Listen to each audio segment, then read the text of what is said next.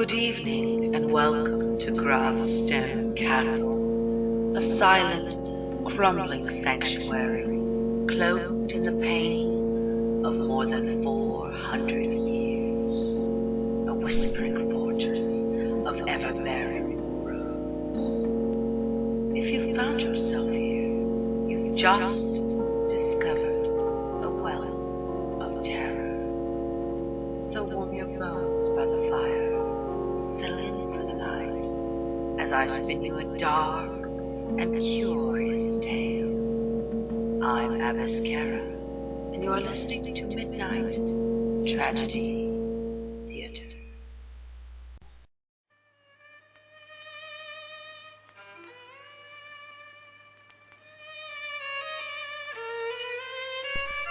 This tragic episode involves a young heiress and her friend whom experienced the supernatural within the secluded hills of West Virginia, whereby atop the hill sits an 18th century Victorian mansion, rich in its history. Tonight's episode is titled Mile Marker 67, Wellscoff Manor.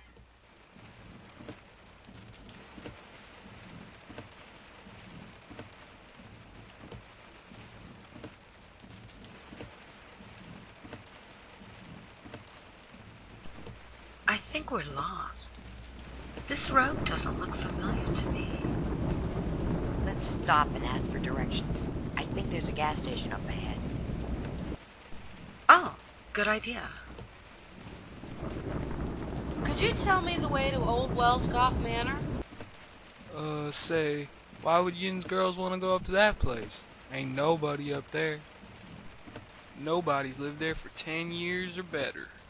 Nobody should be messing around that place. I inherited the old place from my great-grandmother. What's Yin's grandmother's name? My grandmother's name is Trellis. Joan Trellis. Trellis? Well, Yin's are on the right road. Just keep driving about another 5 miles. There'll be a long, dark road on your right. There'll be a sign. Yin's girls, be careful now. Driving around in this weather? It ain't safe. Thanks. Reach the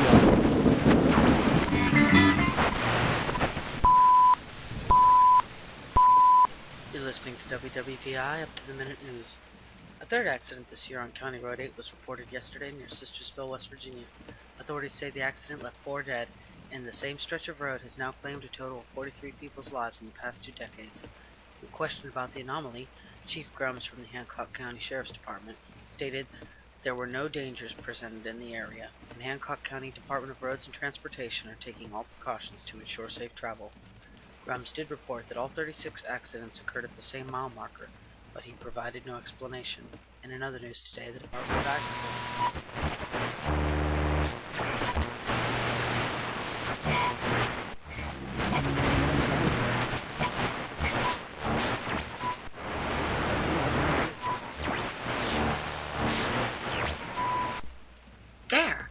There, that's it, that's the place. Did you see that sign back there? See what? I didn't see anything. What sign? The sign for Wellscoff Manor. That's it, that's the road. I'll just turn around up here.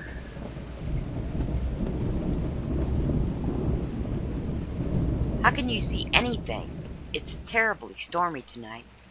So, what's the history behind this place we're going to anyway? There's a lot of history behind most of these old Victorian homes in West Virginia, and Wellscoff Manor is no different. In fact, there are a number of stories surrounding the place, and well, some of those stories are pretty darn spooky. Spooky? Ew, is it haunted? Yes, it's haunted.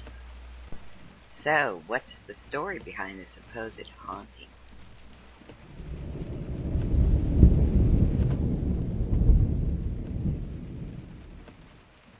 Well, the original owner of the manor, Boris Wellscoff, was a wealthy farmer from Germany who had settled in a sleepy township less than 5 miles outside of Sistersville, West Virginia. He built the Hilltop Manor for his wife Greta and their 2 daughters in 1752. As I recall from the stories I've heard, during the manor's construction, both Welsgoff's young daughters died mysteriously. First, in the summer of 1752, the oldest daughter, aged 10, Annabelle, went missing while playing on the bank of the Ohio River, never to be heard from again. The townspeople searched for the young girl's body and dredged the shallow banks of the river, but her body was never found. They only found the girl's favorite possession, her broken music box. However, shortly after the child vanished, a construction worker employed by Welsgoff mysteriously disappeared without collecting his pay. At the time, the drifter was suspected of murdering the young girl. However, nothing came of their suspicions. After the grief of losing their eldest child, Boris and Greta continued to erect the mansion for their surviving daughter, Edelgard. But less than 1 year after the disappearance of her older sister, young Edelgard, only 4 at the time, had fallen while playing near a stone embankment.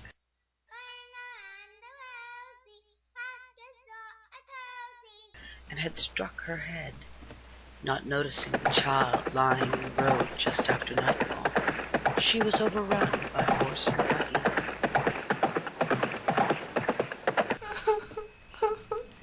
They say Welsgoff and his wife never recovered from their tragic loss, even after the birth of their son, Arnold. Upon completion of the mansion, Greta Welsgoff hanged herself in one of the stairwells when the child was just 2.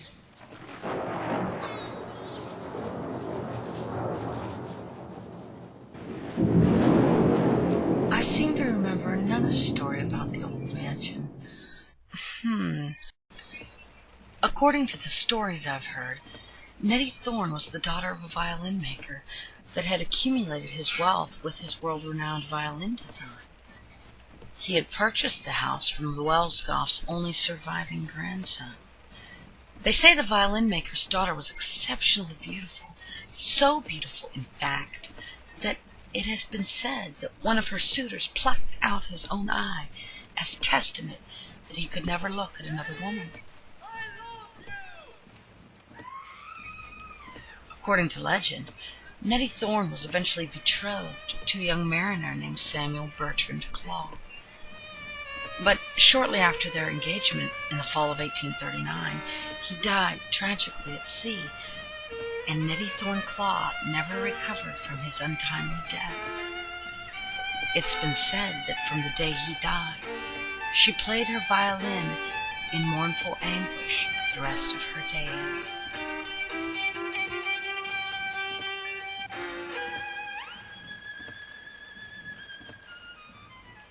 She's a witch, she is. Legend also has it that the townspeople accused the young woman of witchery. It seems as though her sister, jealous of her siblings' extreme beauty and affections, spread vicious rumors throughout the sleepy village that Nettie possessed unnatural powers and practiced the dark art of witchcraft. Soon townspeople swore they had witnessed unnatural occurrences in the young woman's presence. Out of fear, an angry mob rushed the Welsgoff manor and set it ablaze with the young woman inside. To avoid the agony of being burned alive, she jumped to her death from a 3rd-floor window. Ancestors restored the house after part of it was destroyed by the fire. The people of this town say, on stormy, windy nights, much like tonight, at the stroke of 12, if you listen, you can actually hear her scream and the melancholy sound of a violin playing a mournful song. Some say you can see what appears to be the eerie silhouette of a young woman illuminated in the upstairs window.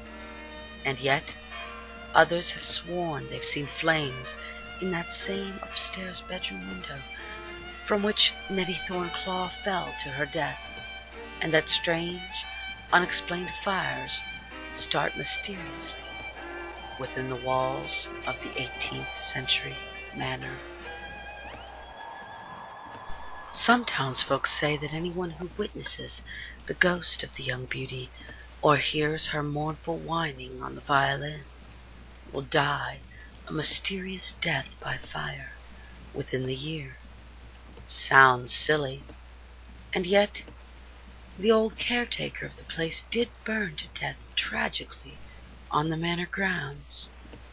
I remember when I visited my grandmother, he used to warn me, stay clear of that 3rd floor. Of course, as a small child, I never understood why. I guess I know why now. Oh, that's silly. Stories of ghosts and ghouls, no one actually believes in things like that. I wouldn't be so sure. One of my great aunts also died in a fire when she was very young in the manor. No one ever knew how the fire originated, but my grandmother said her sister's body was so badly charred, the family was forced to hold a closed casket service for her.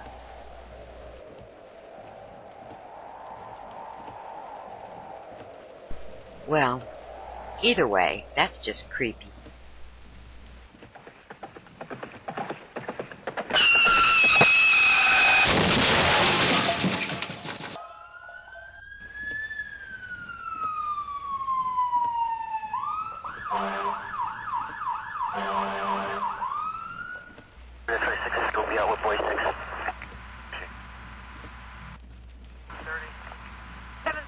Southeast Division.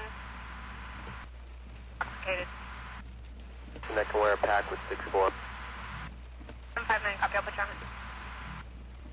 Control 32 boy, can you put me out on the scene of the accident? Was it mile marker 67 again?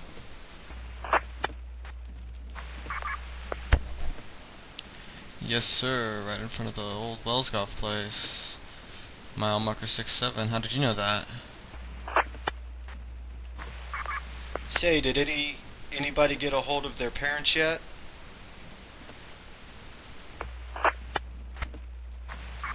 Not yet, Chief. The one girl's dead and the other one is pretty banged up and seems out of it. And we're still searching for a small female child about the age of 5. Well, hopefully she'll come around. Yeah, it's kinda weird, Chief. I couldn't really understand her too much, but she kept saying something about a horse and a buggy, and a little girl standing in the road. She said that's what caused her to swerve from the road and caused the accident.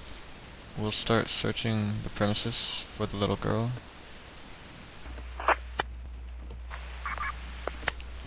There's no little girl, Dumfrey. Sir? There's no girl, just like there's no horse and buggy. There's no little girl. Just, call their parents, Dumfrey. I'll deal with the damn media. Oh, 2 clear. Pressure received. 6-9. 2343.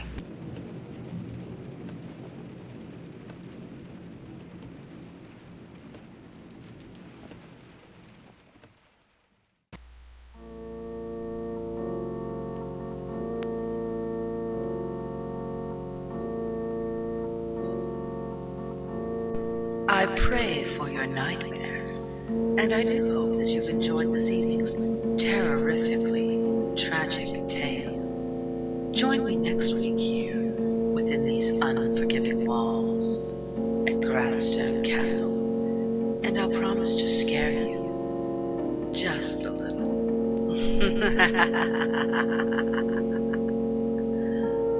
Boris, show our guest to his room. Boris, the shovel.